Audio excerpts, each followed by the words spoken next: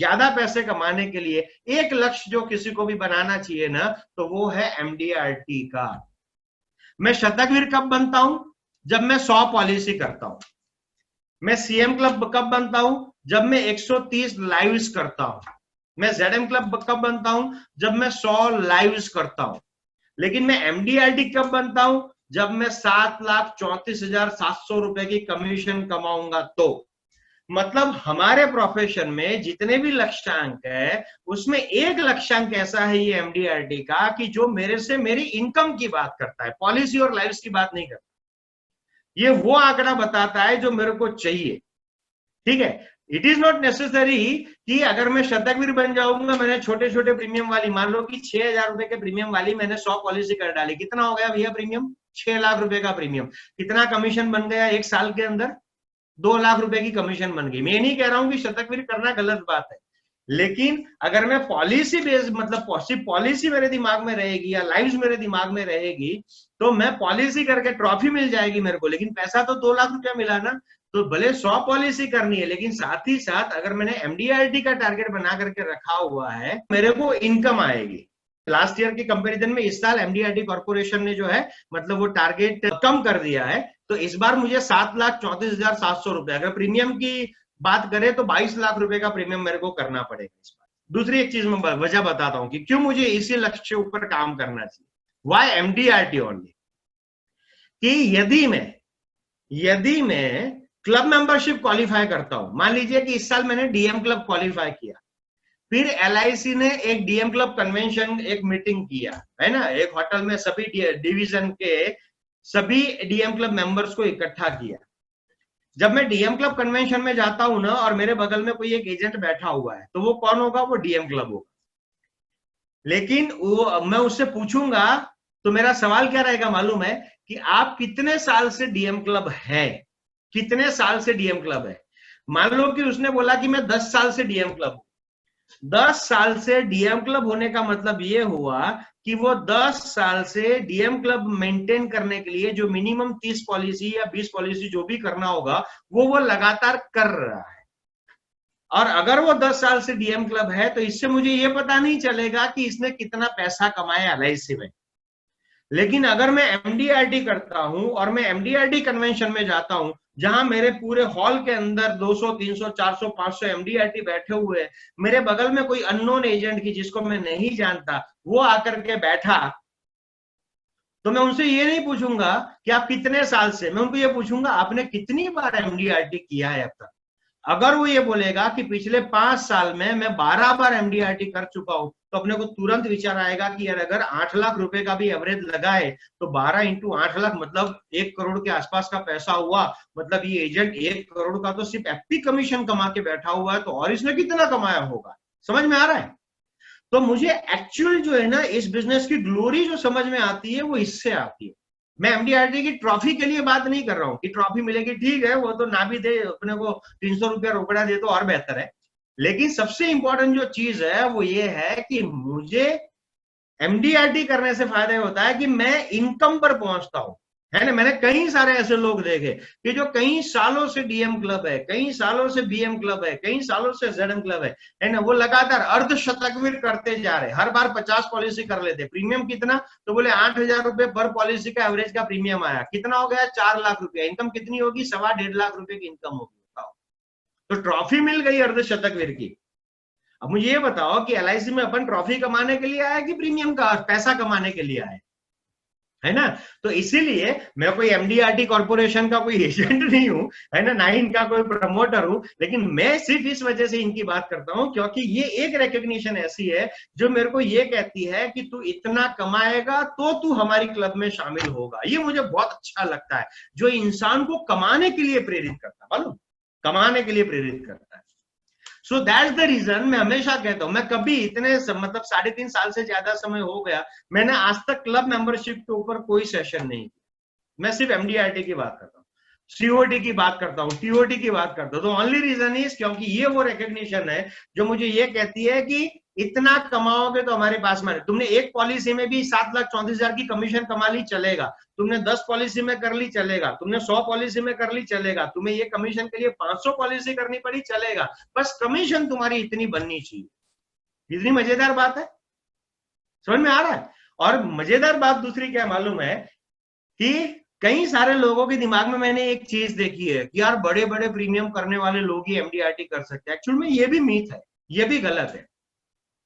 अगर आप लगातार एमडीआरटी करने वालों के डेटा देखेंगे ना, कि जो कई सालों से लगातार एमडीआरटी कर रहे हैं, तो आपको ताज्जुब होगा कि लगातार एमडीआरटी करने वाले वो एजेंट होते हैं कि जो हर एमडीआरटी में 100 से ज्यादा पॉलिसी करते हैं।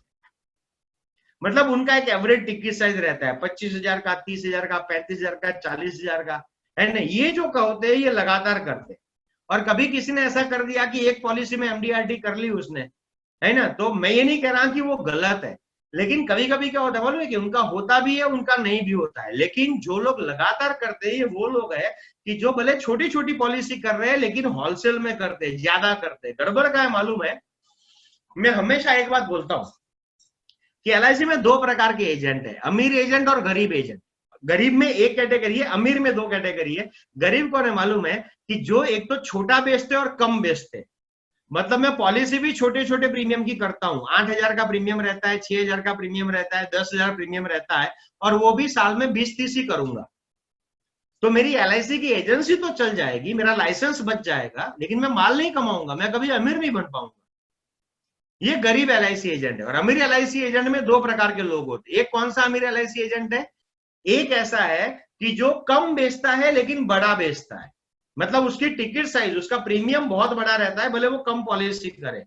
वो लाख लाख रुपए प्रीमियम वाली 30 पॉलिसी करता है, वो 2 लाख रुपए प्रीमियम वाली 15 पॉलिसी करता है, वो 10 लाख रुपए प्रीमियम वाली 3 पॉलिसी करता है। ऐसे बहुत सारे लोग हैं।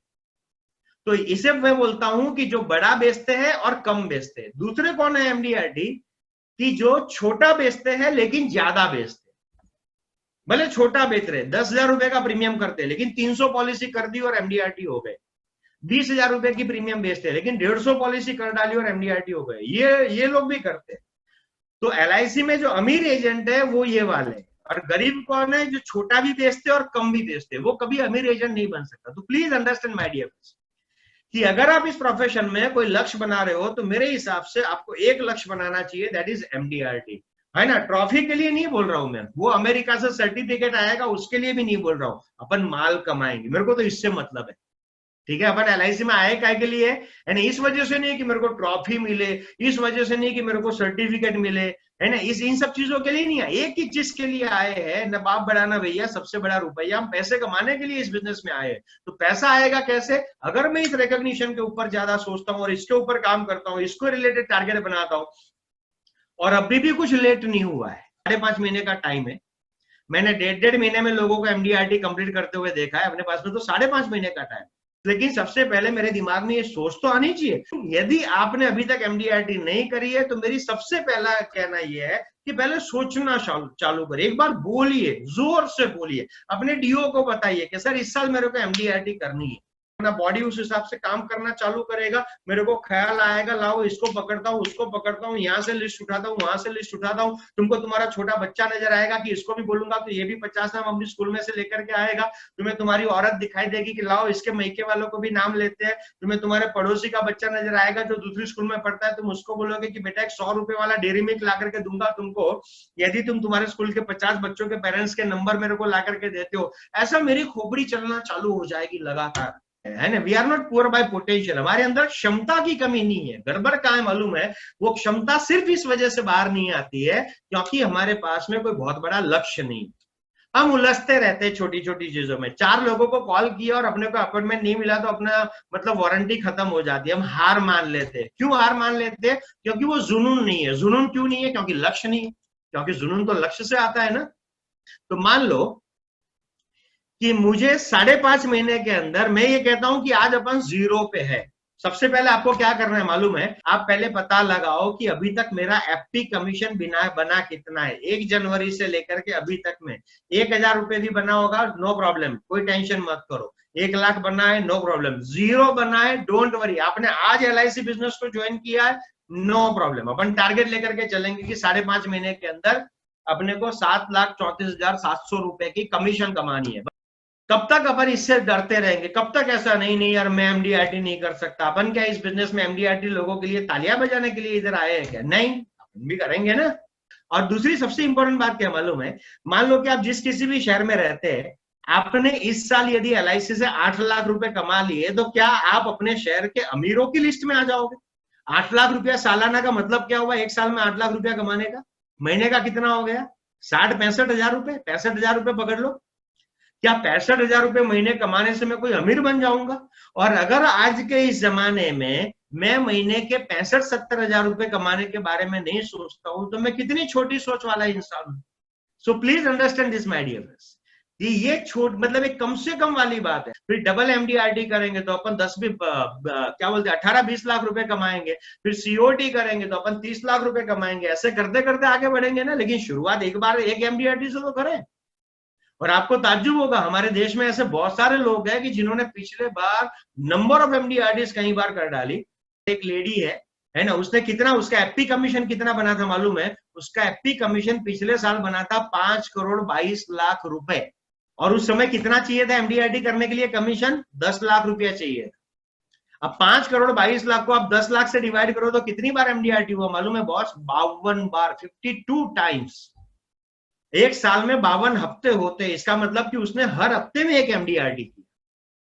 अगर इस देश के अंदर 50 बार, 60 बार, 30 बार, 40 बार, 45 बार, 25 बार, 20 बार, 10 बार, 12 बार एक ही साल के अंदर इतनी ज्यादा बार एमडीआरटी करने वाले लोग हैं, और अपन साल में एक बार करने के बारे में अगर सोचना भी शुरू नहीं करते, तो मुझे बताओ हम कितनी छोटी सोच के इंसान हैं।